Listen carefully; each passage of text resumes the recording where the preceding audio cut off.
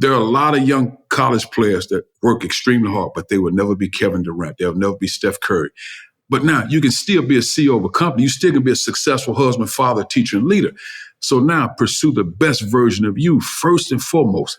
Find a life of peace, joy, and happiness. But the key is don't look for someone else to create the happiness for you. You create your own happiness.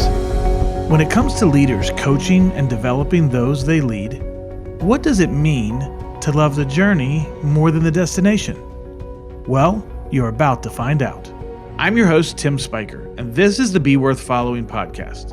On this show, we talk with exceptional leaders, thinkers, and researchers about what actually drives effective leadership across the globe and over time.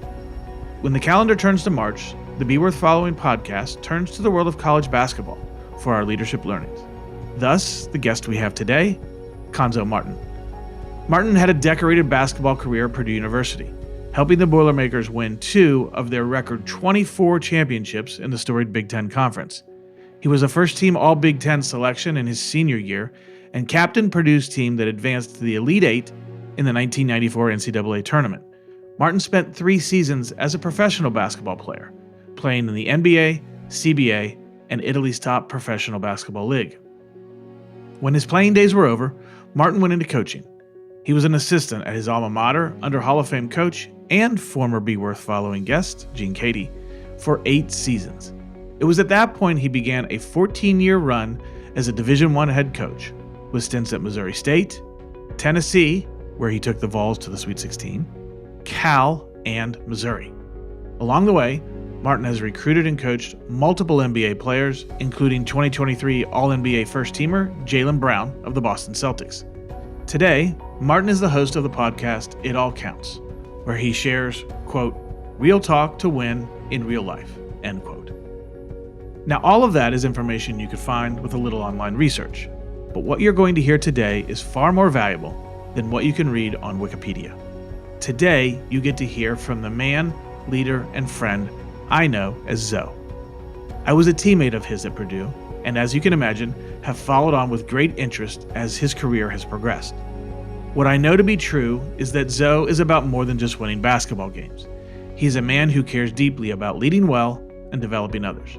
As we talk, you'll hear his passion and wisdom for how life and leadership actually work. You'll get to meet a man of depth who invites us to love the journey of development, not just its end destination. And you'll hear about a life-threatening challenge Zo was forced to face in his mid-20s. But before all that, we get to hear about the people who influenced and shaped Zo into the man and leader he is today. I think leadership for me, in everything I do, the obvious answer, especially when I got about 20, 21, 22 years old, has always been God. I try to follow that path. But outside of that, because that's a clear one, I think my mother first and foremost, because she created a pathway for me to be successful. And what I mean by her leadership was her integrity, her ability to work hard. I mean, she worked as a maid at a hotel downtown St. Louis. Then she worked late at nights at a kind of jazz bar, sports bar to make ends meet. And she was relentless with her focus and work ethic. Though as a youth, you don't understand that. You just see mom working and it is what it is. But I think outside of my mom, my high school coach was a great leader because he was so consistent in how he operated. And again, you and I both know when you're young, you don't know these things. But as you get older, you start to understand and see it.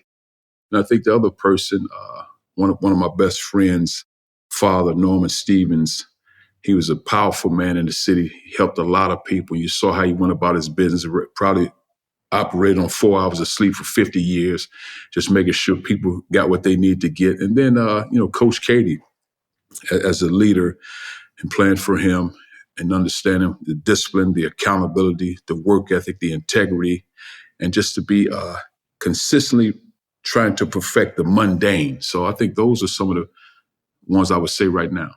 Let's go back to your high school coach for just a second. So everybody, share with everybody his name. His name is Benny Boss. Everybody calls him Boss. Benny Boss Lewis, but he's a legend, certainly a legend, one of the greatest ever. Yeah, I remember as we were teammates that somehow Benny Lewis's name would pop up in the locker room every now and again. We'd have to bring Benny Lewis in. But what was it specifically? Because so many people get exposed, whether it's in the world of athletics or it could be around art or music. We have these influential people that are around us when we're 15, 16, 17, 18 years old. What was it about Coach Lewis that causes you to think of him now when you think back on who influenced you? Well, I think for him, he was a worker. He was a worker. Back growing up in East St. Louis Lincoln High School, that was the NBA team for us growing up. We all wanted to be a part of East St. Louis Lincoln basketball team, and Benny Lewis was the Red Auerbach, the Pat Riley, Phil Jackson. That was the guy. So to have an opportunity to play for him was great. But the thing you realize, and again, a lot of this you realize as you get older, he was consistent from the standpoint I think Sunday through Thursday, year round, especially in the summertime, he would have the gym open so guys can get in the gym and play. One, yes, to continue to improve your game, to be a part of the team and camaraderie, but also stay out of harm's way. And I thought he was great at that. But the other part, he did a great job of making sure guys got to the gym and home. Because again, our high school was surrounded by multiple project housing, and sometimes they can be some uncompromising situations that take place and things that were going on in those communities. But he made sure we got what we need to get, and he was consistent about it. He made sure guys worked hard. He made sure you played as hard as you could play, to be on time, to do the right things, but also put you in position to be successful. And I thought that was one of his biggest gifts. He would put you in position to be successful. It's really interesting. Here we are, you and I, you got a little gray in your beard and it's coming into my hair as well. And we're thinking back on 30 years and you're talking about something as simple, seemingly as simple as the guy made sure we got there and got back. And yet when I think about what did he have to do, there's so many things that he did that he didn't have to do. Didn't have to have the gym open, didn't have to be making sure guys were getting there and back. And I know what the cynic would say. The cynic would say, oh, there's a lot in it for Benny because you've got these great teams and you win state championships as you did. But if that's all he was doing was kind of using young men in order to win state championships, we wouldn't be talking about him right now. And so I think about those little things, and you even mentioned it with Coach Katie as well, and the idea of, doing the mundane things, teaching those basic things, everyday things. And how do you do little things that enable others and think about them? I think that's what I think about when you share that story is like, okay, yeah, he's aware of the community and the situation. And so what's the extra thing that I can do to help these young men? Even I'm going to give them a ride. I'm going to get them there and get them back and make sure they're safe. I know that's not sexy and they're probably not going to make a movie about it or write a book, but it seems to me very intentional and very relational. I think he, along with Coach Katie, they understood the importance of accountability, commitment, hard work, and being on time. Because oftentimes we're so casual with time, and I think we take that for granted because it's not guaranteed to us, as we can see in life. But those guys understood that part, and they took a tremendous amount of pride in developing an atmosphere of family. Because when you grew up in East St. Louis and guys come from different project houses, different areas, man, it can be rough in those locker rooms because, again, you're talking about gang affiliation, that sort of thing when you're growing up. So those environments can be rough. So he did a great job of fostering an environment of family as well as Coach Katie. And I think that is the part. But and as you get older, you start to yearn for their wisdom and their teachings. And then all of a sudden you realize you start to sound just like them when you're talking. And I think that is the real growth of it. And I think the biggest thing for both of those men, they, in that era, a lot of coaches, and I'm not saying it's a bad thing because that was a culture, a lot of coaches would attack your character and beat you down and say harsh things about you to get you motivated. And really, I don't think they meant any harm by it. It was just a culture that we lived in. But I think those two guys, they had a love, a respect, and an appreciation to see you be successful as a young man. I didn't grow up in the projects, but I played for a coach that used that negativity. And I will tell you, I appreciate you saying probably didn't mean any harm by it, but I will tell you, it didn't do a lot for me. It didn't help me. It just caused me, actually, I could have been a lot better. But then you think about somebody like Coach Katie, who we share in common. And what I could tell people is, they see the scowl and the sternness and all that they think about that. I know that Coach Katie loved us. I know that he loved us and cared about us as people, not just as basketball players, and that's the difference, man. So we're going to spend a bulk of our time talking about your leadership as a basketball coach, but there's another part of your story that I know really it would be a huge influence in anybody's life. You graduate from Purdue, you get drafted NBA, you end up playing a little bit CBA, you get up playing in Italy, and then in 1997 you get some news that nobody wants to get. To talk about that a little bit, because I know that has impacted the way you see everything. So in 1997, I was playing professional basketball in Avellino, Italy. And I got over there maybe August 5th. And my son Joshua was expected to be born around August, they would say between the 10th and the 20th. So I was out, and one of my teammates, he had a farm and he had a lot of lambs, a beautiful place. And he was Italian. And we hung out at his place and we had a great time just eating food. And then all of a sudden, his wife said, there's a call. There's a call. And my name is Cuonzo. And there are other people in Italy named Cuonzo, but it's spelled differently. And so I went up to the house after call, and my wife, Roberta, said, Joshua was born. Man, are you talking about the emotions of that? My first son. I just broke down, and of course, tears of joy. And so I flew home. And then I saw him. I was there for like 2 or 3 days. And then I went back to Italy. And then all of a sudden we were practicing, and I ran down the court and I was breathing like, that's how I was breathing. I passed out at half court. And so they took me back in the training room, and the trainer of the team, he was trying to gesture because he couldn't speak any English. He was gesturing, saying, when you first came to Italy, you were big, but now you're small. He kind of did his pinky finger, you're small now. And so that day they took me from practice, and I did tests, x-rays, and blood work at the hospital. So that was about a 2-hour process. And then after that, they took me to the owner of the team's house, and he and his wife were there. Now, the owner of the team, his wife was Italian, but she grew up in New York, so she could speak fluent English. And so she was talking to me and said, you need to get back to the States immediately, and just let us know how it's going. We're doing anything to help. We got a flight for you tomorrow, you and your wife. And now at this time, Roberta and Josh are in Italy now, because he stayed in the States from August, September. So they came over late October. So they're probably over there now for 3 weeks.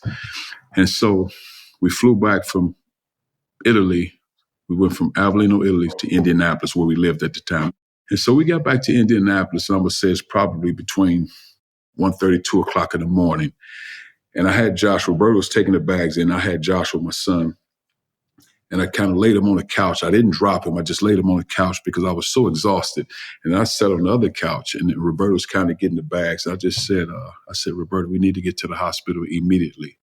So we go to the hospital. So now it's about 2 o'clock maybe in the morning. So we go to the hospital. And so now it's probably 3 o'clock, 3:30 after tests, x-rays, and blood work. And then the doctor, I'm sitting next to him, and Roberta's probably 3 or 4 feet away from me in the small doctor's office. And she's holding Joshua. And the doctor said, I don't know if you're going to die, but this is life-threatening. And I looked at Roberta quickly, and I looked away because I didn't want to really make eye contact with her because she was sitting there. So she heard it. I didn't, not that I'm afraid to get emotional, but I was just trying to be strong in that situation because I didn't know what it was.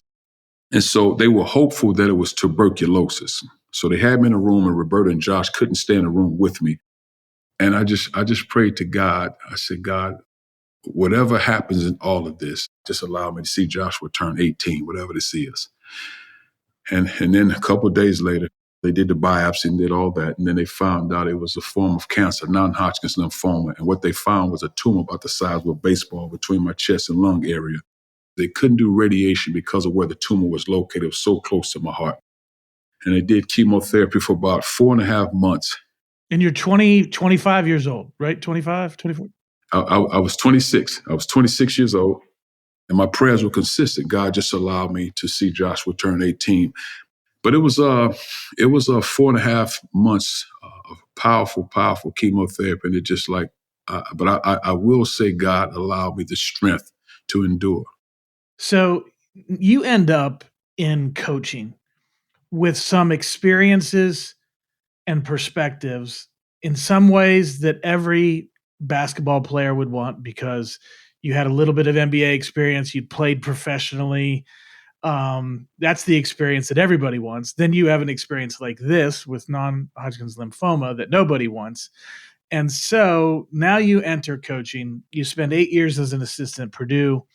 You're the head coach of Missouri State for 3 years, then another 3 years then you're at Tennessee, then you're at Cal, and then you go to Mizzou.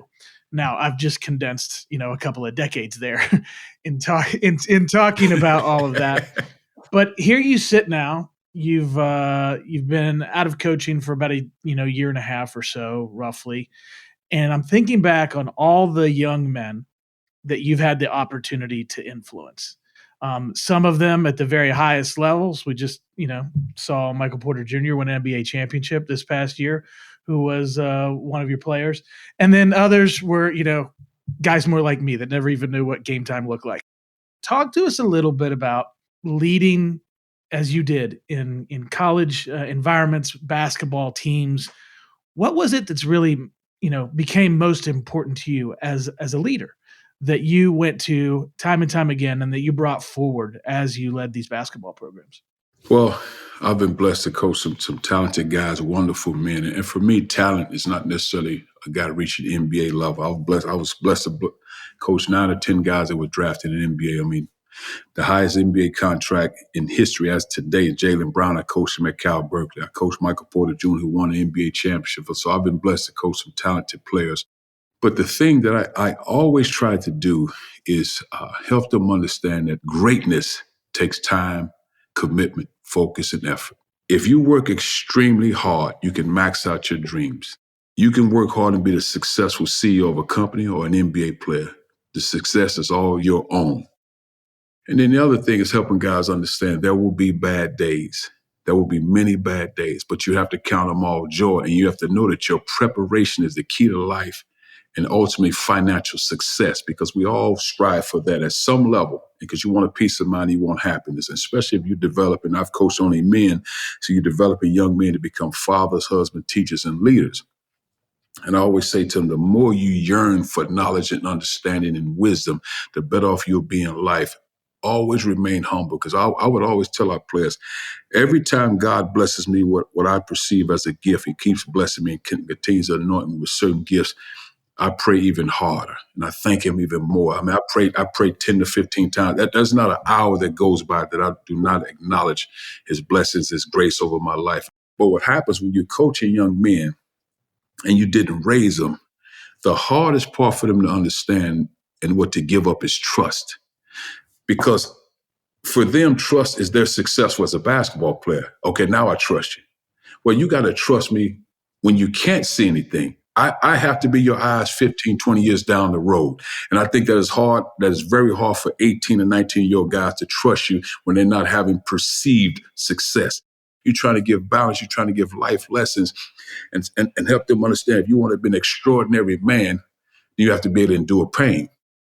You got to go through all of this in order to get where you're trying to go. And that's what life's about. The majority of the folks that listen to our podcast are in the business space. And so one of the things I love is bringing in folks that are not in business, whether it be in education or in this case with you in athletics, or for us to be able to apply those principles to the business place. And so one of the things that I'm hearing that I'd like you to expand on a little bit is, you and I are old enough now. and here we get into like kids these days kind of comments that I'm sure were said about you and me when we were 30 years ago. But the reality is, as you're coaching young men, they are growing up in a world that you and we didn't have to deal with any of this stuff. We didn't have social media. It wasn't a thing. And so as a leader, it's our job to relate to and connect with people who are living a different life than we did. What do you do? As a leader, how do you relate to and connect with something that you didn't personally experience so that you can understand the people that you're leading better? How did you do that as a coach? I think in order to do it as a coach, you have to have a good relationship with the player. And there's a respectful relationship, but you also have a relationship with his parents or guardians, because it takes a team to make them successful. It used to be when we were growing up, once they got to the coach, you got him. That's you deal with it. He's your son now. Well, it's a different world now. Parents are heavily involved, which there's nothing wrong with that.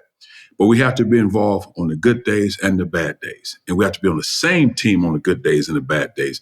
And so what I try to do is, first and foremost, I tell all young men, pursue the best version of you. And that is very hard to do when you see the world. Pursue the best version of you. So I said all the time, Spike, when you play, like, for example, when you play, you worked extremely hard. Yes. We both worked hard. You couldn't say, well, he worked harder. We both worked hard. There are a lot of young college players that work extremely hard, but they will never be Kevin Durant. They'll never be Steph Curry. But now you can still be a CEO of a company. You still can be a successful husband, father, teacher, and leader. So now pursue the best version of you first and foremost. And then the other part, embrace your uniqueness. Embrace your uniqueness, because God has blessed you with gifts that are only designed for you. So focus on pursuing those gifts that he gave you.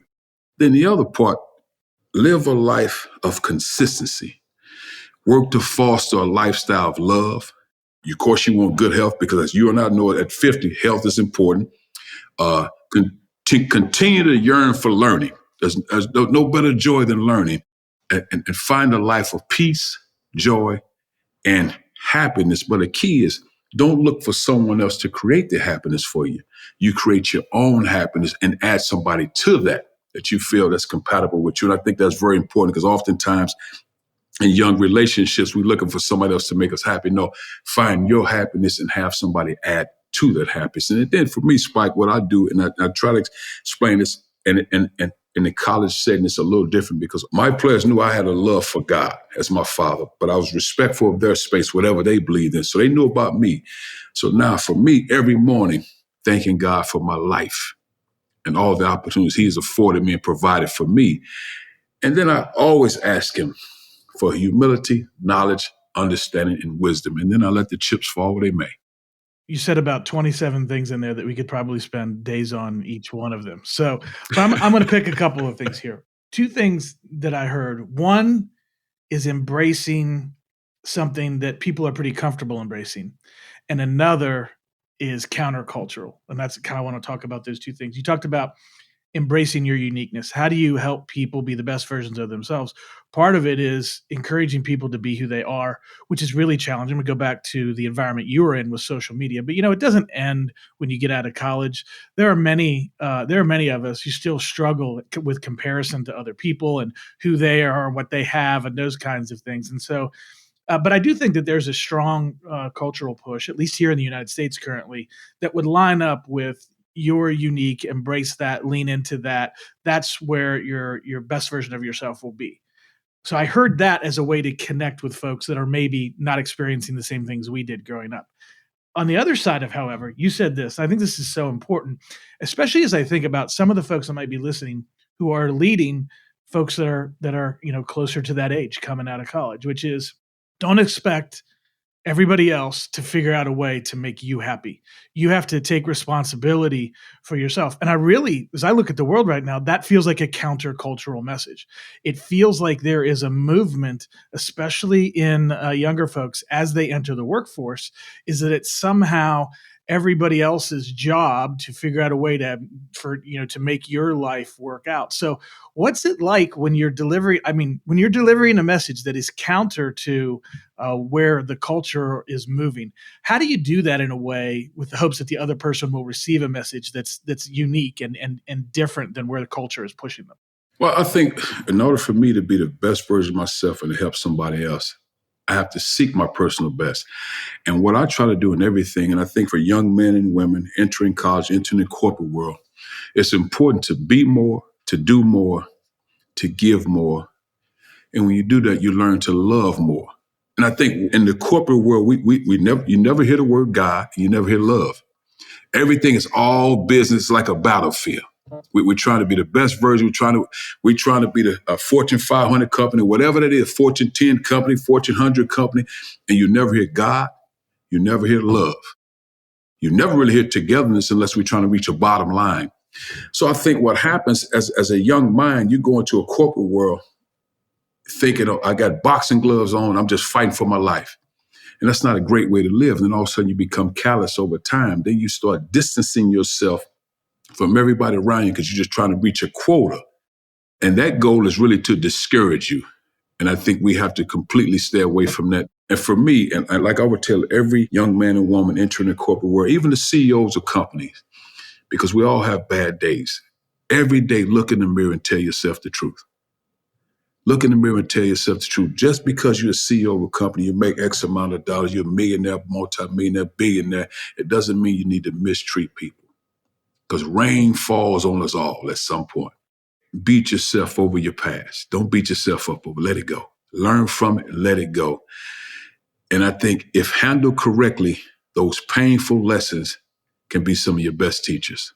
Such good stuff for us to think about. Let's talk for a second about the project that you have taken on since your coaching days have stopped, or at least for now. I'm not making plans for you, but we'll just say for now. But you've started a podcast called It All Counts.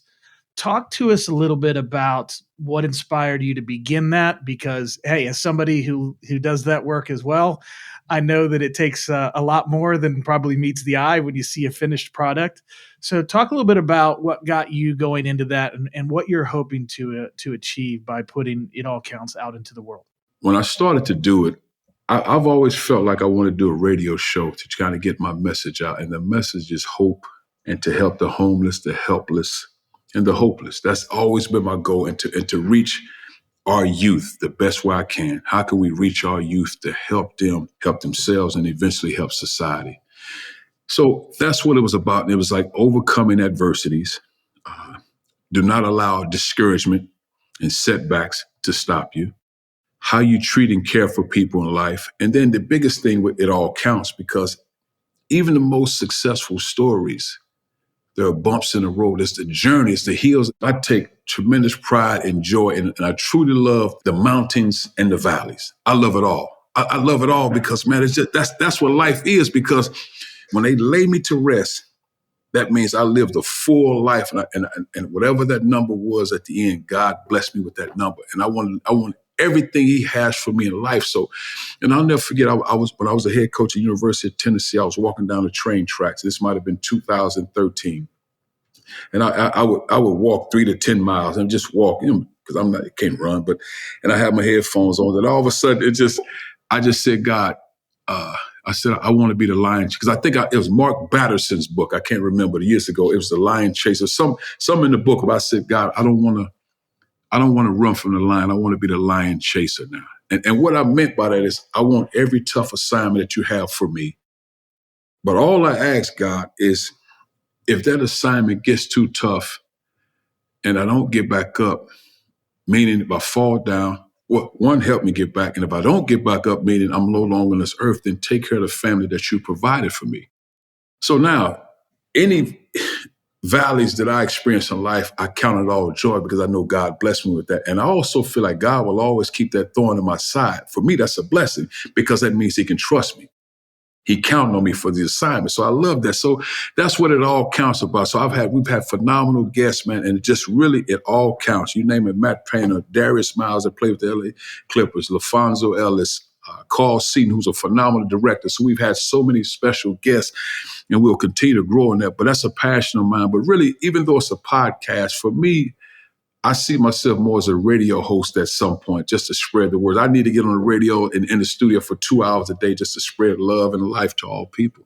Well, you're doing that. And as our folks are listening today, I think one of the things that really strikes me is it is not hard at all to see why coaching was a great profession for you, as you share all that you're sharing.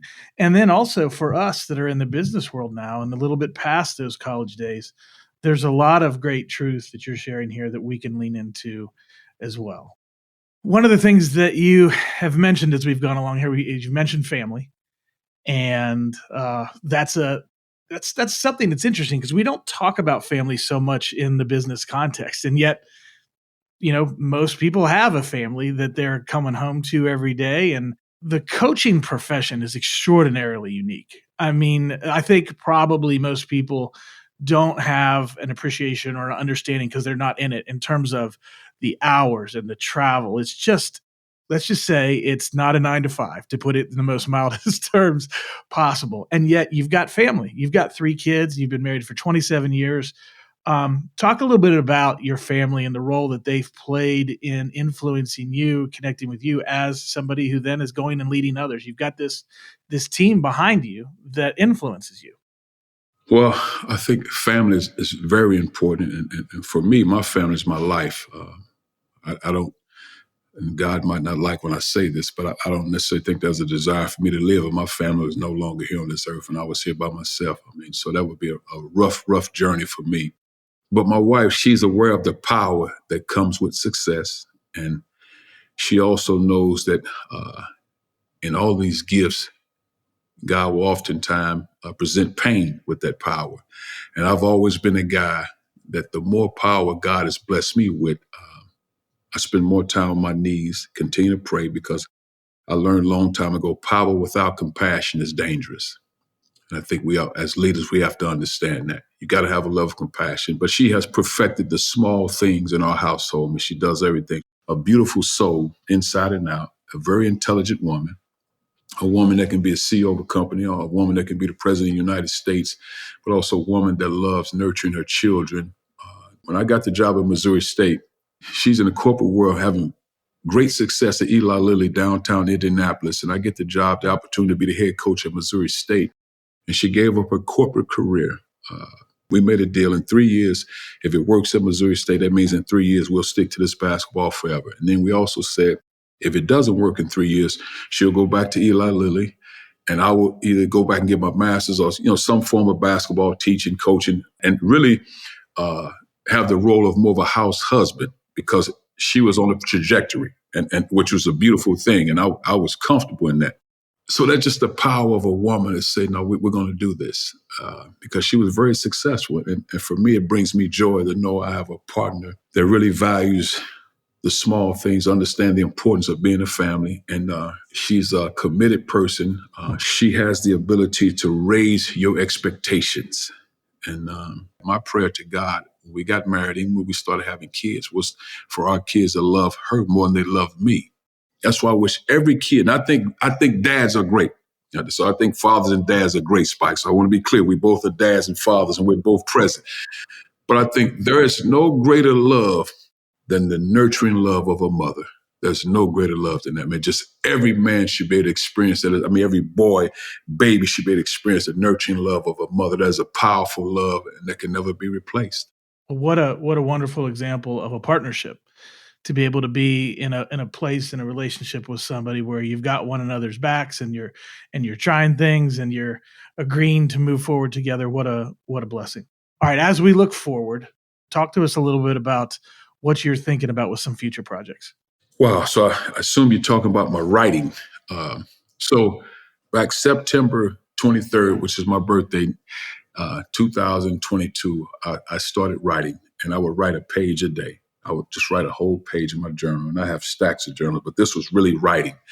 And it was whatever I was feeling at that time, and I called it raw, R-A-W, raw writing. And I would just write, and what I was feeling, and it's real. And what I always did, I even though I have a laptop and I have a remarkable software and all that, I love to put my pen to the paper. And the reason why I do that, and I always date everything, because I want my children, if I'm no longer on this earth, I want them to be able to see if I have blessed to have grandkids, I want them to be able to see that my dad or my granddad wrote that with his pen and paper, and people know my handwriting. And I just started writing. So now, when I get off this podcast with you, my friend, I will put my pen to the paper to start writing a book. Now, the key is, here's what's crazy. I'm not sure if the writing will be about fatherhood and parenting, leadership, or an autobiography. But I will start writing once this Zoom is ended.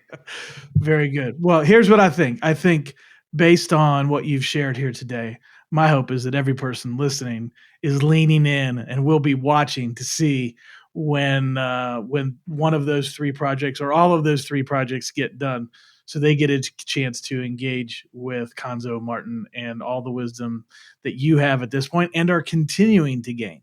If I can give 2 cents to the youth that are entering the corporate world, even business leaders that continue to have a hunger for being successful. And more than anything, realize that it takes time, because we're so impatient in our society today because we continue to grow and everything is moving at a rapid pace, which is a great thing. Nothing wrong with that. But it takes time. It still takes the same old hard work. That'll never go away. And it takes sacrifice if you want to fulfill your goals and dreams.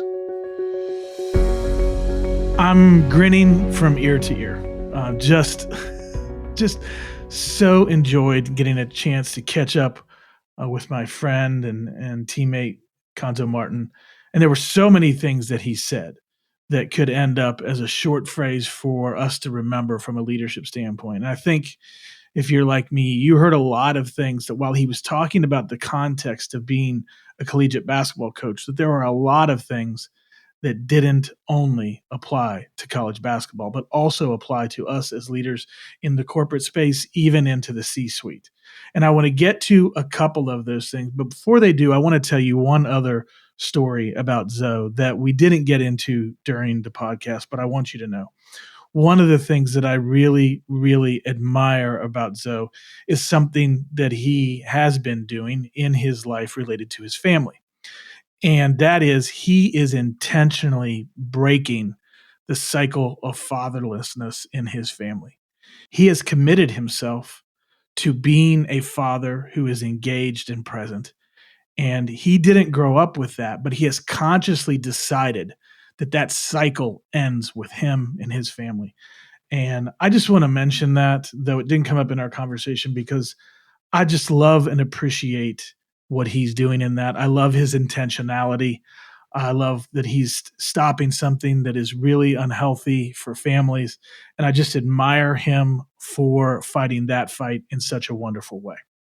As far as things that relate to us in the business world, from the front lines to the C-suite, there are a couple of things I want to emphasize. There's probably 20 things I could talk about, but there are two in particular that I want to make note of as we're wrapping up here today. And the first one is this idea that success takes time. Greatness takes time, Zoe said. And I think that can be lost both on us as senior leaders and on the people that are coming up through into the workplace. It's not an excuse for slow progress, but greatness, true greatness, that was the word that he used. Greatness really does take time. And no matter how fast technology gets, when we're talking about the greatness that emanates from people, especially from leaders, it's not the type of thing that just happens overnight. And so it's important that we manage even our own expectations for ourselves and our organizations, that if greatness is what we're really after, and by greatness, I mean something much bigger than a healthy bottom line.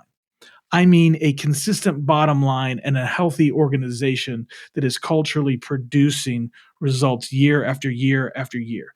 That kind of greatness in any organization takes time to build. And it's an important thing to manage, especially in this day and age, when I can order something on Amazon, it ends up on my doorstep later that afternoon. Greatness does not operate that way. It never has. And frankly, no matter how excellent technology gets, greatness itself at the core of who we are as people never will operate with the touch of a button. It takes time. It takes investment. You heard him say the word commitment many times. But I think this is a really healthy thing for us to keep in mind for ourselves, for our organizations, and for the people that we're leading, that greatness takes time. And we need to articulate that to the folks that we're leading. Something that goes along with that I want to end up with is the idea that there will be bad days. There will be failures. There will be difficulties. And you heard Zoe say it over and over again. And it just really struck me as I was listening to him. How important is it for us to say, again, to ourselves, to our organizations, to the people that we're leading, how important is it that we would say, hey, there are going to be times when things don't go well. There are going to be times when we're not as successful as we want to be. We should expect that that is part of the road. Because when we don't manage that expectation well as leaders, what happens when we hit speed bumps? What happens when the great big project that we had such big hopes for, what happens when it fails? You see, if we don't communicate well about the idea that things may not always go well, and I'll raise my hand here, I'll say, I need to do a better job of this as a leader, for sure. then we open up ourselves to shock. Oh no, we've hit a really big pothole here. And does that mean that we're no good as an organization, or I'm not capable as a contributor, or maybe I'm not any good as a leader? If we don't help people understand that along that road towards greatness, there are going to be bumps, there will be failures, there will be bad days. If we don't help everybody, including ourselves, understand that, then we really run the risk of some misunderstanding within ourselves and others, some shock, and maybe even some people who would jump off the ship before they should because their expectations weren't properly managed. So that leads me to the question I want to leave you with today, and that is this: are you letting those you lead know that there will be bad days? This is Tim Spiker reminding you to be worth following and to follow us wherever you get your podcasts. If you've heard something valuable today, please share our podcast with your friends and colleagues. And if you're up for it, leave us a 5-star review. Thanks for listening.